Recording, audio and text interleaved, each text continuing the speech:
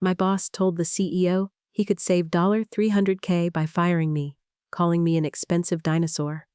The next morning, the coito burst into their meeting. Every factory scanner is locked. The recovery certificate is hers. You fired the certificate owner? I was halfway through my second cup of coffee when my boss explained to the CEO why getting rid of me was basically a patriotic act. He didn't know I could hear him.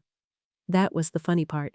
The conference room wall separating us wasn't fully soundproof, and Marcus Hale had one of those executive voices specifically designed to travel through drywall, confident, polished, just loud enough for everyone nearby to know he was important.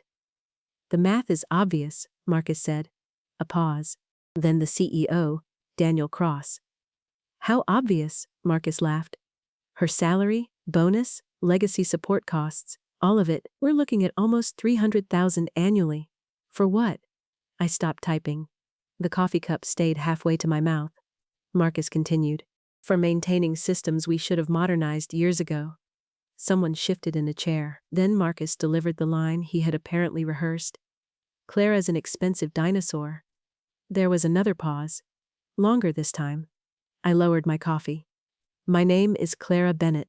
At that point, I had worked at Redwell Industrial Systems for 17 years. I was 46 years old. Apparently, in corporate years, that made me an archaeological discovery. Daniel said something too quiet for me to catch. Marcus answered immediately. We keep people because they're useful, not because they've been here forever. We need people who understand where we're going, not where we were. I looked at my screen. A maintenance dashboard showed 4,812 handheld scanners online across 7 manufacturing facilities. Green, green, green, green. Every warehouse lane, every production checkpoint, every loading dock, every quality control cage. Green. I stared at the little status lights for maybe 3 seconds. Then I clicked File, Export, Save As. I saved the configuration report to the compliance archive. Then I opened my email and forwarded Marcus's last 6 written instructions about the scanner modernization project into a folder labeled Retention, Legal Hold. I didn't know yet whether I would need them. I just had a feeling. 17 years in infrastructure gives you instincts. Not magical instincts. Corporate instincts.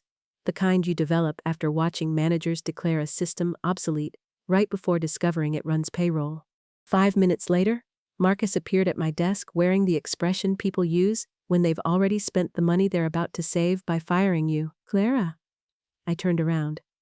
Marcus? Conference room. I glanced behind him. HR was standing there. Of course she was. Her name was Denise. Nice woman, terrible poker face. She wouldn't look at me. That told me almost everything. I locked my computer, then I picked up my coffee. Marcus glanced at the cup. You won't need that. I looked at him. Then this should be quick. His smile twitched. We walked into the same conference room where, 10 minutes earlier, I had apparently gone extinct. Daniel Cross was no longer there. Just Marcus and Denise. Marcus sat at the head of the table. He wasn't actually the head of the table. He was VP of Operations Transformation, which was one of those titles that sounds powerful because it contains enough nouns. He gestured for me to sit. I did. Denise placed a folder in front of her. Marcus folded his hands. Clara, as part of our ongoing modernization strategy, we've made the difficult decision to eliminate your position. I took a sip of coffee. He waited. I said, Okay. That clearly wasn't what he expected. His eyebrows moved slightly. Denise looked relieved and worried at the same time. Marcus continued. This isn't personal. Of course not. It reflects where the company is going technologically. Sure. We're transitioning away from legacy dependency. I nodded. Sounds exciting. That one bothered him. I could tell. Marcus liked resistance. Resistance let him become inspirational. He liked telling people not to take things personally, while staring directly into their frightened faces. What he did not like was being treated like a mildly inconvenient dentist appointment. He leaned forward. You'll receive 8-week severance. Okay. Your system access will terminate today. I put my coffee down. That part should be in writing. Denise finally looked at me. It is. She slid over the termination packet. I read it. Every page. Marcus got impatient around page 4. You can take that home. I prefer reading things before signing them. It's standard, so is reading. Denise coughed into her hand. I reached the access section. Effective immediately. All network, administrative, cloud, facility, certificate management, operational technology and enterprise system privileges belonging to Clara Bennett shall be revoked. I read that sentence twice. Then once more. Marcus smiled. You understand? I looked up. Yes. Good. I just want to confirm something. He leaned back. What? You're revoking all privileges assigned to my identity? Yes, including certificate ownership? His expression barely changed. That was my answer.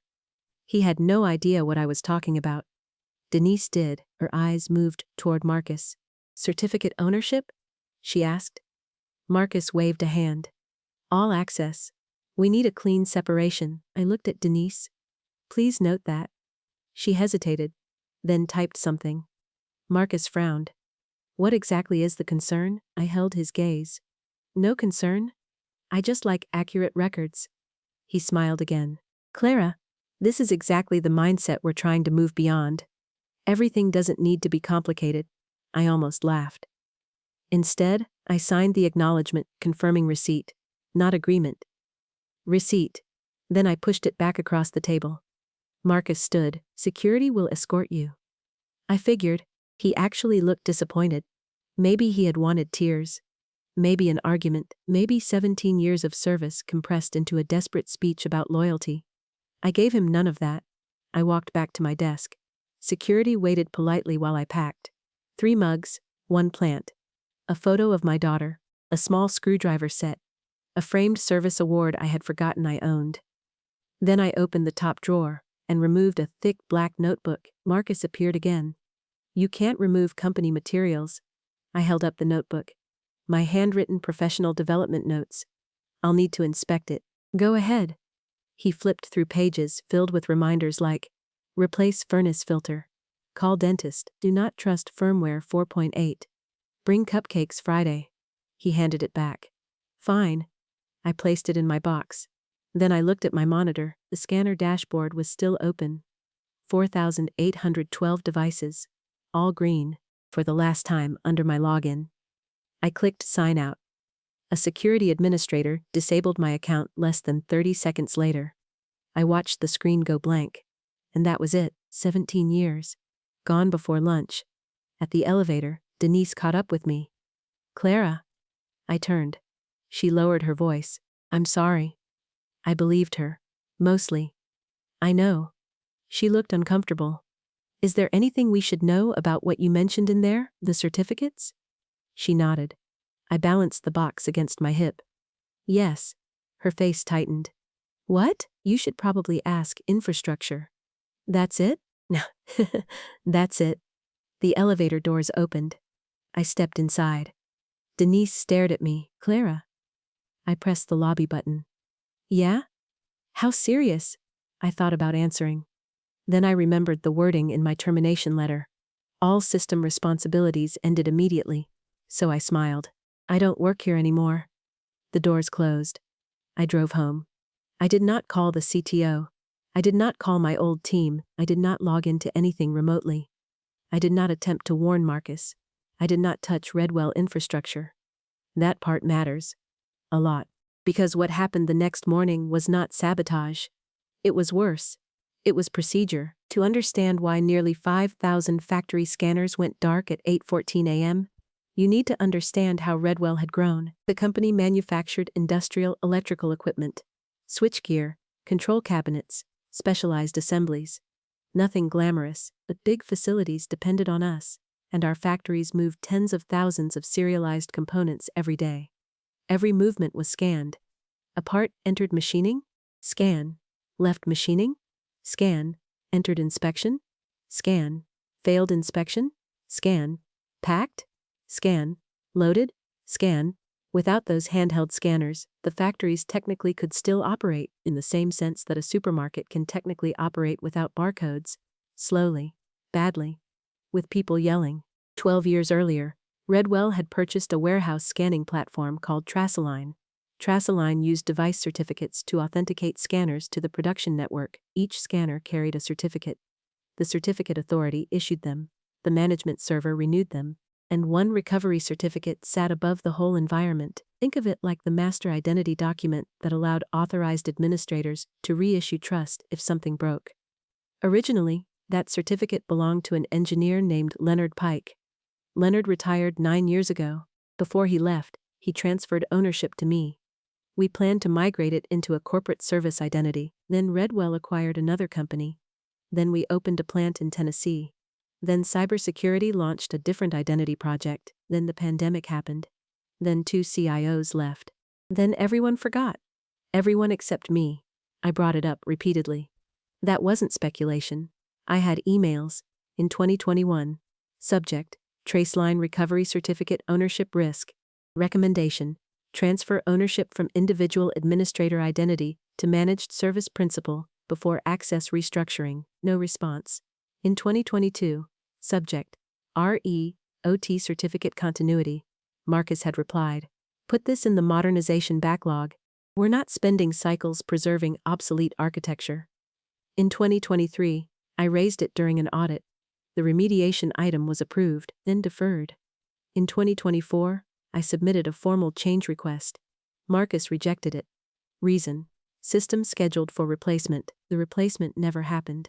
In 2025, I brought it up again because the certificate chain had a dependency tied to my identity directory permissions. Marcus sent me a message on Teams. "Clara, stop finding reasons to keep yourself essential." I saved that one, not because it hurt, because it was stupid. There's an important difference. Marcus joined Redwell 3 years before my termination. He came from a consulting firm. He was handsome in the corporate way. Perfect hair, expensive teeth, no visible hobbies. He said things like, "Simplify the value stream," and "future state architecture," without appearing embarrassed. Daniel loved him. Marcus promised to cut operating costs by 8%. Then 10, then 12. He called it discipline. Mostly it meant firing people whose jobs he didn't understand. The first year, he eliminated 3 experienced warehouse systems analysts. One of them, Priya, had built half the automated shipping labels. Marcus replaced them with an outsourced support contract. 6 months later, the outsourcer hired Priya as a consultant. Redwell paid twice her former salary, for 15 hours a week. I pointed that out once. Marcus said I was overly attached to historical context. I learned something that day: never interrupt a man while he's converting an avoidable mistake into executive vocabulary. So I stopped arguing. I documented. That became my habit. Whenever Marcus rejected a risk, email. Whenever he ordered access changes, ticket. Whenever he changed project scope verbally, follow-up summary. Per our discussion, just confirming, for continuity. Please correct anything I misunderstood. Marcus hated those emails. He once walked over to my desk and said, "You don't need to create a paper trail for every conversation." I looked at him. "Then stop saying things you don't want written down."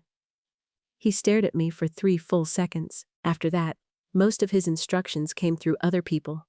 The real war started 8 months before I was fired. Marcus announced Project Lighthouse. Project Lighthouse was supposed to replace Trasalign. The new platform was cloud-managed, vendor-supported, and shiny enough to make executives feel modern. I wasn't against it. I actually helped evaluate it. The problem was Marcus's timeline. He wanted all 7 factories migrated in 5 months.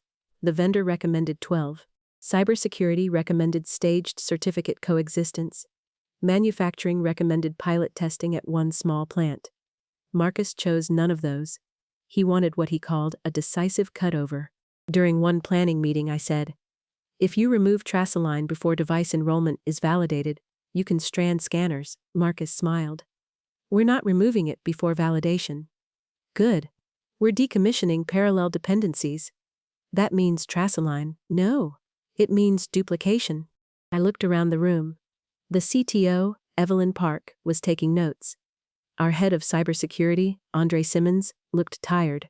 The vendor representative looked terrified. I said, "Call it whatever makes the slide prettier. If Trasalign authentication disappears before Lighthouse enrollment completes, the scanners stop authenticating. Marcus leaned back. Clara, this is exactly why transformation is hard for some people. There it was. Some people. Not me. Some people. People with old ideas. People afraid of progress. People who remembered what happened the last time Redwell tried replacing a warehouse system during quarter end. I smiled, then put my objection in the minutes. Marcus's jaw tightened. Evelyn looked at me, then at him. I'll note it, that meeting changed something. Marcus stopped treating me as an annoyance. He started treating me as an obstacle. 2 weeks later, I was removed from the Lighthouse Steering Committee. No explanation. Then I lost approval authority for scanner firmware. Then Marcus assigned my architecture documentation to Kyle Mercer. Kyle was 29. Smart, ambitious, dangerously eager to agree. He had worked at Redwell 11 months. Marcus introduced him at an all-hands meeting as the kind of next-generation technical leader we need. Everyone clapped. Kyle looked like he wanted the floor to swallow him. Afterward, he came to my desk. I didn't know he was going to say that. I know. I'm not trying to take your job. Then you're having a very bad week, he laughed nervously. I liked Kyle. That made everything more complicated. Marcus started routing decisions through him. If I raised a concern, Kyle would appear 20 minutes later with a question that was obviously from Marcus. Hey, Clara. Hypothetically, if we disabled the old enrollment gateway. No. I haven't finished. You don't need to, he rubbed his forehead. Marcus thinks it's redundant. Marcus also thinks standing desks improve EBITDA. Kyle snorted, then lowered his voice. What breaks? I showed him. Scanner certificate issuance, fallback authentication, emergency device reprovisioning, recovery. Kyle's smile disappeared. Does he know? Yes. Like, actually know? I've told him. What did he say? That I'm attached to historical context. Kyle stared at the diagram. That's not historical, that's production. Congratulations, you are now qualified for middle management. A month later, Kyle sent me a private message. Need you to know something. Marcus asked finance for your full comp number. I stared at it, then typed. Interesting, Kyle replied. That's all? What should I do, Kyle? Fake my death? He sent back a laughing emoji. Then, I'm serious. So was I. I had already seen the pattern. Marcus wanted a large savings number. My compensation fit. He could frame my termination as part of Lighthouse. Eliminate expensive legacy expert. Promote modernization, capture savings. Look decisive. The only problem was that Lighthouse had been delayed. Quietly. The vendor had failed device enrollment testing at 2 factories. A firmware incompatibility caused intermittent authentication failures. Cybersecurity refused production approval. Marcus didn't tell Daniel. Instead, he changed the project status from red to amber. Then he moved the cutover date by 6 weeks in a footnote. And he kept telling leadership that legacy retirement remained on schedule. That phrase mattered because 2 weeks before my termination, Marcus ordered infrastructure to remove non-essential legacy administrator dependencies. The request included my name. I replied, please confirm whether this includes Trasalign Recovery Certificate ownership. If yes, ownership must first be transferred to a service principal or qualified active administrator. Current recovery certificate is identity-bound and may become inaccessible after deprovisioning. Marcus responded 8 minutes later. Clara, we are not preserving individual technical dependencies merely because they have existed historically. Proceed with access simplification. Lighthouse replaces Trasalign. MIM, I printed it. Not secretly. The email was part of the official change ticket. Then I replied. Understood. For the record, Lighthouse has not yet replaced Trasalign in production. All 4,812 scanners remain dependent on the current certificate chain. Please advise if you still want identity deprovisioning to proceed without certificate transfer. Marcus never replied. Instead, he called me. Stop escalating routine decisions. I asked for confirmation. You got direction, not on the risk. You are the risk. That was the first time he said it plainly. I leaned back in my chair. How so? You've built a fortress around systems no one else understands. That's why I document them. You document them in ways that make everything seem fragile. No. I document the fragile parts. He exhaled sharply. This company can't be held hostage by one employee. Then transfer the certificate. Silence. I could hear him thinking. Then he said, "We're done here." Okay. And Clara? Yeah? Stop protecting your territory. I looked at the architecture binder beside me. I'm protecting the factories. He hung up. That Friday, I created one final risk ticket. Severity. Critical. Title. Identity deprovisioning before Traceline recovery ownership transfer may cause fleet authentication failure. I assigned it to operations transformation. Marcus closed it himself. Resolution. Accepted risk. Obsolete platform scheduled for retirement. That was the hidden leverage. Not the certificate. The paperwork. People assume leverage means having secret access, a password, a hidden switch, a dramatic file. Real corporate leverage is usually much more boring. It's a timestamp, an approval. A sentence someone arrogant typed because they thought no one important would ever read it. The night after I was fired, I went home at 2:17 p.m.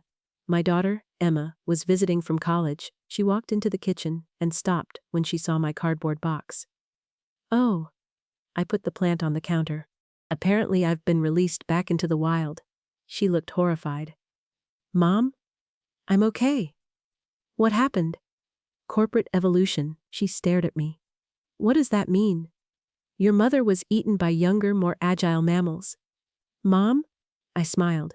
Then I sat down. That was when it hit me. Not the money. Not Marcus. The 17 years. Birthdays missed during outages. Christmas Eve calls.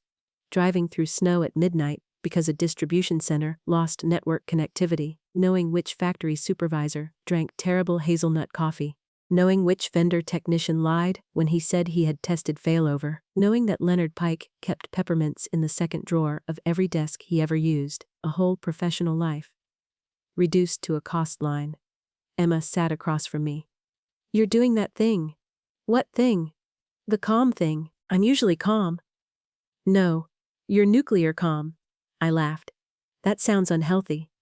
What are you going to do? I looked at my phone. There were already 4 missed calls from coworkers. I didn't answer them. Nothing. She narrowed her eyes. Nothing? I was terminated. So? So their systems are no longer my responsibility. That was the truth. It was also the thing that saved me later. At 7:48 the next morning, Kyle texted me. Do you still have access? I replied, no. Then, why? 3 dots appeared, disappeared, appeared again. Finally, Traceline renewal jobs are failing. I stared at the message. My stomach tightened. Not because I was surprised, because I knew exactly what came next. At 7:56, some scanners showing auth warnings. At 8:03, more. At 8:09, Clara, please call me. I didn't. Instead, I replied, I'm no longer authorized to support Redwell systems. Contact infrastructure leadership and cybersecurity. He answered immediately. They're all in the bridge. At 8:14, my phone started ringing. Evelyn Park, CTO. I let it ring twice, then answered.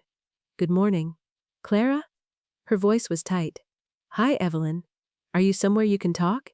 Yes, we have a major Traceline incident. I gathered. A pause. How? Kyle texted me. Did you access anything? No. Anything at all? No. She exhaled. Okay? That wasn't disappointment, that was relief. She knew what the lawyers would ask later. Can you tell me why the recovery certificate is inaccessible? I looked out my kitchen window. Emma was making toast. My identity was disabled. We know. The recovery certificate was bound to that identity. Silence. Then Evelyn said very slowly, bound how? Ownership and recovery permissions. Another silence. Can infrastructure transfer it? Not after identity deprovisioning through the standard workflow. What's the non-standard workflow? I can't advise you on bypassing access controls while I'm not an employee. Clara? I'm serious. I know you're serious. She lowered her voice. Did you warn anyone? I almost admired the question. Straight to the point. Yes. Who? Marcus. How many times? At least 4 formally. Evelyn went quiet. Then, do you have proof? I assume the company retains its own records? Clara, you know I keep records. Yes. Then yes, she swore. Evelyn almost never swore. That was when I knew the morning was going badly. I later learned exactly how badly. At 8:14 a.m., the first plant lost approximately 700 scanners. By 8:21, 3 factories were affected. At 8:27, certificate renewal failures cascaded across the remaining sites. Devices that already held valid sessions stayed online briefly. Any scanner that re-authenticated failed. Workers started rebooting them, which made things worse. By 8:40, all 7 plants were effectively frozen. Production supervisors switched to manual logs. Shipping labels couldn't reconcile inventory movements. Quality checkpoints backed up. 2 assembly lines slowed. 1 stopped. A major customer's outbound order missed its loading window. And while all of that happened, Marcus was upstairs in an executive meeting, presenting his cost reduction plan. His first slide apparently said, "Operational modernization savings, $4.2 million annualized." My role was listed under Legacy Technical Overhead, $297,400. That number still makes me laugh. They counted my health insurance. At 8:31, Evelyn burst into that meeting without knocking. According to 3 separate people who later told me the story, Marcus actually looked annoyed. Daniel stopped the presentation. What happened? Evelyn had her laptop under one arm. Every factory scanner is locking out. Marcus blinked. What? Trace-aligned certificate authentication is failing across all plants. He frowned. Why are we still on Trace-align? Evelyn stared at him. Because Lighthouse isn't in production. Marcus looked toward Daniel. It's substantially deployed. No, Marcus. It's in controlled pilot. Daniel leaned forward. How bad is this? Evelyn opened her laptop. We have thousands of handhelds unable to authenticate. Manufacturing is moving to manual processes. Marcus said. Call Clara. Evelyn looked directly at him. We did. Daniel's face changed. Marcus tried to recover. Then have her restore the certificate. Evelyn's next sentence was the one Kyle repeated to me later, word for word. The recovery certificate is hers. Marcus froze. Evelyn clarified.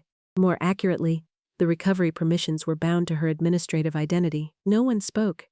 Then she asked, You fired the certificate owner? Marcus's face apparently went gray. He said, That's not possible. Evelyn turned her laptop around. It is currently very possible. Daniel looked at Marcus. Did you know about this? Marcus opened his mouth, closed it, then said, Clara never documented a single point of failure.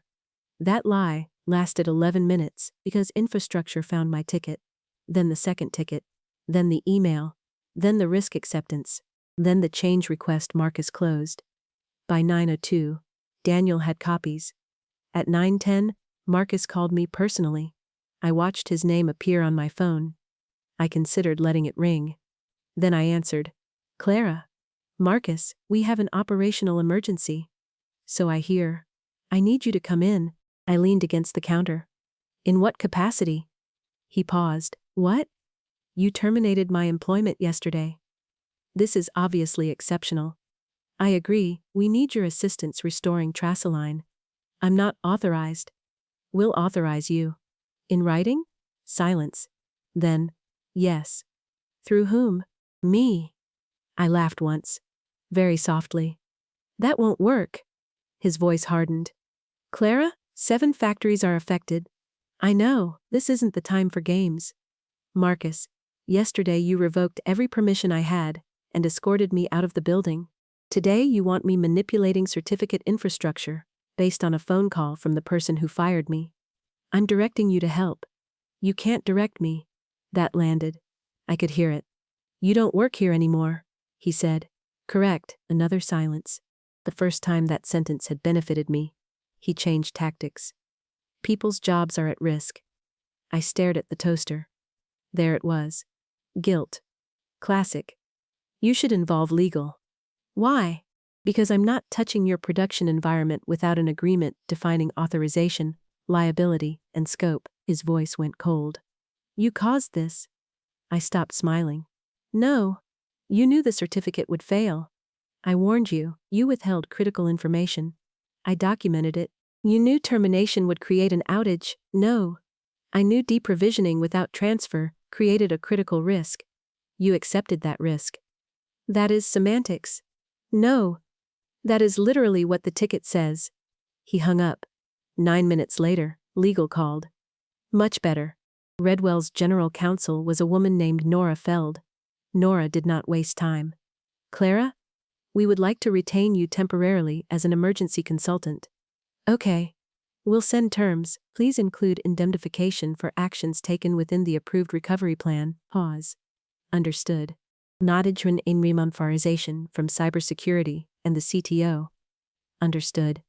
And my rate is $650 per hour, 4-hour minimum. Another pause. Emma looked at me from across the kitchen and almost choked on her toast. Nora said, "That's considerably above your prior equivalent hourly rate. I'm no longer an employee." Fair. I liked Nora. At 9:37, the agreement arrived. At 9:42, I sent back 3 revisions. At 9:49, they accepted them. At 10:03, a car was outside my house. Emma walked me to the door. "You're going back?" "Temporarily." "For $650 an hour? 4-hour minimum." She grinned. "Can I become a dinosaur?" I picked up my laptop bag. "Stay in school." When I arrived at Redwell, no security guard escorted me. Nora met me in the lobby. So did Evelyn. Neither looked happy. Evelyn hugged me. That surprised both of us. Then she stepped back. "I'm sorry." Later. She nodded. "Bridge room." We walked fast. On the way, I passed employees who had already heard. Some stared, some smiled. One warehouse analyst actually whispered, "Oh, thank God." I entered the incident room at 10:21. 23 people, infrastructure, cybersecurity, networking, manufacturing systems, vendor support, legal, Daniel, Marcus, Kyle. Marcus looked like he hadn't blinked in an hour. Daniel stood. "Clara." "Daniel. I want to apologize for." "Later." He nodded. "Good." The main screen showed 4,812 scanners read. I put my bag down. "What have you tried?" Evelyn answered. They had restored my directory object from soft delete. Good. They had not re-enabled it. Better. Cybersecurity had attempted ownership reassignment. Failed. Expected. The certificate recovery key was encrypted to my old user security identifier and a legacy hardware-backed enrollment record. Also expected. Andre, the cybersecurity chief, said, "We can restore your identity and rebind privileges." Yes. But the original hardware token mapping is gone. Not gone. Everyone looked at me. Marcus sat up. I continued. "It's escrowed." Andre frowned. "Where?" I looked at him. "Hardware Security Module Archive." He turned to one of his engineers. "We checked. You checked the current partition." Andre stared. "There's another?" "Legacy Partition 3. Kyle's mouth fell open. Evelyn said, "Why isn't that documented?" "It is." Marcus made a sound. Not quite a cough. I looked at him. Appendix C of the Trasline Continuity Plan. Kyle immediately pulled up the document, scrolled, stopped. "There." Daniel turned toward Marcus. Marcus said nothing. Andre rubbed his face. "Why didn't my team know?" "Because ownership of legacy OT cryptographic assets was supposed to move under the Lighthouse migration." I looked at Marcus again. "That work stream was cancelled." Marcus snapped. "Deferred." I nodded. "Yesterday it was obsolete." Nobody said anything. Andre recovered the escrow record. "We restored my old administrative identity into an isolated emergency access scope. Cybersecurity issued a temporary hardware token. I authenticated. The recovery certificate became visible. For the first time that day, the room relaxed. Too early. I clicked into the certificate details, then stopped. "What?" Evelyn asked. I leaned closer. The recovery certificate was valid, but the downstream signer wasn't. Intermediate certificate was revoked. Andre's head turned. "When?" Kyle checked the audit log. His face changed. "Yesterday." Marcus sat very still. "By who?" Daniel asked. Kyle swallowed. "Automation job." "What automation job?" Kyle looked at Marcus. Marcus said, Standard cleanup. I felt something cold settle into place. There was our second disaster. The outage hadn't been caused solely by my identity being disabled. Marcus's modernization cleanup had revoked a still active Trasline intermediate certificate because someone had tagged it legacy. I pulled up the job details. Approved by Marcus Hale. Scheduled 6 a.m. The morning after my termination. I almost admired the symmetry. Marcus leaned forward. That job was supposed to remove deprecated artifacts, I said. It did. He glared at me. This isn't funny. No. I looked at the screen. It's expensive. Daniel stood behind us. How long to fix? Depends. On what? Whether the root signing environment still trusts the revoked intermediate's replacement request, Andre said. If it doesn't, we rebuild the scanner trust chain. How long? I looked at 4,812 read devices. Days. The room went silent. Marcus started talking immediately. We can't have days. I didn't look at him. Yes, Marcus. I'm aware of how factories work, Daniel asked. What's the fastest option? I took a breath. There may be a dormant emergency signer. Andre looked at me. May? It was created after the 2019 plant ransomware incident. Why? Because the board ordered us to maintain an offline continuity path, Daniel frowned. I was on the board in 2019. Yes. Where is it? Physical vault. Which vault? Building C, Andre said. We searched the crypto inventory. It won't be listed as active. Why not? Because Marcus ordered all inactive legacy assets removed from the primary inventory dashboard last quarter. Marcus stared at me. That had nothing to do with physical media. Correct. I turned back to Andre. Search archived continuity assets. Label starts RC19. Kyle found it. Storage reference, Building C. Secure cabinet. Dual custody required. Daniel looked at Nora. Nora looked at security. Within minutes, 2 authorized employees were running across campus. While we waited, Daniel asked everyone except me, Evelyn, Nora, Marcus, and Andre to leave. Kyle started to go. I said, keep Kyle. Marcus looked irritated. Why? Because he knows the lighthouse deployment status better than you do. The room went very still. Kyle looked like he wanted to disappear. Daniel said, stay. Marcus leaned back. Are we seriously doing this now? Nora opened a folder. Yes, she slid several printed pages onto the table. My emails, my risk ticket, Marcus's replies, his accepted risk closure, his instruction to proceed with identity simplification, his approval of the cleanup job. Every page looked harmless alone. Together, they were a career autopsy. Marcus began explaining. These messages are being taken without context. I said nothing. Nora asked, what context changes the technical meaning? Marcus looked at me. This was her architecture. She made herself irreplaceable. There it was again. Daniel looked exhausted. Did she refuse to transfer ownership? Marcus hesitated. No. Did she recommend transfer? Silence. Nora tapped my 2024 change request. She appears to have requested it. Marcus looked at the page. That request bundled unnecessary legacy preservation work. I finally spoke. The certificate transfer was one-line item. You packaged it strategically. Marcus? My voice was quiet. He looked at me. You rejected the standalone ticket too. Kyle looked down. Nora turned another page. There it was. The critical risk ticket. 1 paragraph, 1 warning, 1 decision. Daniel read it twice, then looked up. You wrote, accepted risk? Marcus's face tightened. In the context of Lighthouse replacing Trasline, Kyle spoke. Very quietly. Lighthouse never replaced Trasline. Marcus turned on him. You told me enrollment was production ready. Kyle went pale. No. I told you pilot enrollment passed at Dayton. You said the architecture was validated. At one site, you didn't communicate that limitation. Kyle stared at him.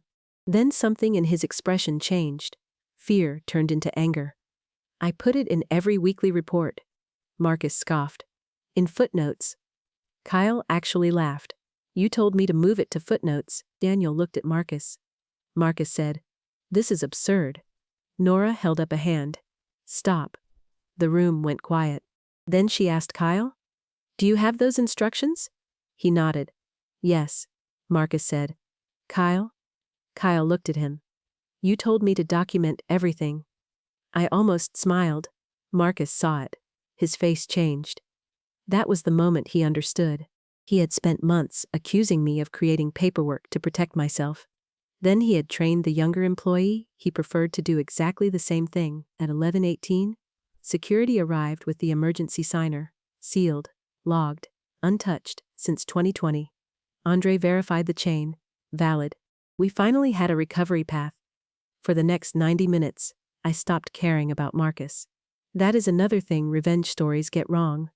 The satisfying part isn't always watching the villain suffer. Sometimes the satisfying part is doing the job they said you were too outdated to do. We generated a new intermediate certificate, verified policy constraints, rebuilt the traceline signing chain, pushed trust updates through device management. The first scanners returned at 12:07, 27 devices, then 84, then 300. A factory supervisor came over the bridge shouting, "I've got green!" People actually clapped. By 12:41, 2 plants were operational. By 1:26, 5. At 2:03, all 7 factories were above 98% connectivity. The remaining devices had physical battery or network issues unrelated to certificates. I leaned back. My shoulders hurt. Evelyn placed a coffee beside me. "You saved us." I shook my head. "No." She frowned. "The process saved you." I looked at her. The company had a recovery path because people planned for failure. I just remembered where it was. She nodded slowly. "That distinction is very Clara." "I'm expensive." She laughed, then covered her mouth. Across the room, Marcus stood near the glass wall, talking to Daniel and Nora. He looked smaller, not physically. Organizationally, there's a difference. At 2:20, Nora asked me to join them. Marcus had his arms crossed. Daniel looked furious. Not loud furious, CEO furious. The kind that makes everyone else quiet. Nora said, "Clara, we need one factual clarification." "Okay." She placed the critical risk ticket in front of me. "Had Mr. Hale approved the certificate ownership transfer before your termination, would this outage have occurred?" Marcus spoke first. "That's hypothetical." Nora didn't look at him. "Clara?" I looked at the ticket, then at Marcus. This was the moment. 17 years. The insult. The escort. The $297,400 savings line. The claim that I had built a fortress around obsolete systems. I could have given a speech. I could have explained identity lifecycle management, certificate hierarchy, OT dependencies, governance failures, change control negligence. I didn't. I gave them one sentence. The outage wasn't caused because you fired me. It happened because Marcus fired the warning first. Nobody moved. Daniel looked at Marcus. Marcus looked at the table. That was it. The room changed. Not dramatically. No shouting, no security guards grabbing anyone, something more corporate. Belief changed sides. Once that happens, an executive is already falling. Nora asked me to wait outside. I did. Kyle was sitting at a workstation. He looked up. "Am I getting fired?" "Probably not." "You sure?" "No." He laughed weakly, then said, "I should have pushed harder." "No." "I knew. You were 11 months into your job." So Marcus had executive authority, and you had a laptop sticker collection." Kyle looked at the stickers. "Fair. You documented the truth. That matters." He nodded, then hesitated. "Did you know this would happen?" I knew what he was really asking. Did I let it happen? "No." He studied my face. "I knew there was risk," I said. "I did not know the cleanup job would revoke the intermediate." Marcus approved that after I left. "So you didn't plan this?" "No." Kyle leaned back. "Somehow that's scarier." "Good." At 3:10, Nora came out. "Clara." I stood. "Daniel would like to speak with you." We went into his office. Just the two of us. He closed the door. "I owe you an apology." "Yes." He blinked. "Most people tell CEOs not to apologize." I was charging $650 an hour. We could afford honesty. Daniel sat. "I relied on Marcus's assessment of your role. I figured. He represented the Trassline environment as effectively retired." "It wasn't." I understand that now. Good. He rubbed his forehead. The production loss will be significant. I'm sorry, he looked at me. You are? Yes. There are people on those factory floors who had nothing to do with this. That seemed to hit him harder than anger would have. He nodded. Then he asked, would you consider returning? I looked at him. To my old job? No. Good. He almost smiled. I deserved that. Yes. He folded his hands. Evelyn wants to create a director of operational resilience role. I said nothing. Reporting directly to her. Still nothing. Enterprise authority over manufacturing continuity, certificate governance, legacy risk and transition controls. Legacy risk? He sighed. We'll rename it. Please. He slid a paper toward me. Compensation. More than I had made before. Much more. I looked at it, then slid it back. No. Daniel looked surprised. Is the number insufficient? The reporting structure is fine. Then what? I don't want to come back because you had an outage. He frowned. I don't understand. You fired me because one executive gave you a clean savings number and a story you liked. If I return today, I'm returning because another emergency gave you a scarier story. He leaned back. That's fair. I want the governance changed. What specifically? So I told him. No single executive could close a critical operational risk ticket they owned. Any modernization project retiring production systems required independent validation from technology and manufacturing. Key certificates moved to service identities with dual ownership. Risk acceptances affecting factory continuity went to a cross-functional committee. And no project status could be changed from red to amber without recorded rationale. Daniel listened, then said, You came prepared. I had 17 years. He smiled. What else? One more thing. What? Kyle stays. His eyebrows rose. He wasn't responsible. I know. Marcus will try to make him responsible. Daniel's expression changed. You think Marcus is staying? I looked at him. You tell me. He didn't answer. He didn't need to. Marcus was placed on administrative leave at 3:47 p.m. By Friday, internal audit had expanded its review. They found more than the scanner issue. Marcus had been manipulating modernization status reports, not fabricating data exactly. That would have been crude. He had mastered something more sophisticated. He rearranged truth. A failed deployment became environment-specific variance. A 6-week delay became sequencing optimization. Vendor concerns became change management considerations. Open critical defects appeared only in appendices. Savings from eliminated roles were counted immediately. Costs from replacement contractors were assigned to transformation investment. He had made himself look brilliant by moving bad news into different columns, and because each choice was individually explainable, nobody noticed the pattern until they started looking. Kyle's emails helped. So did mine. So did Andre's. So did 3 plant managers who had been told not to over-escalate transitional friction. The board audit committee got involved. Marcus resigned 2 weeks later. The company statement said he was leaving to pursue other opportunities.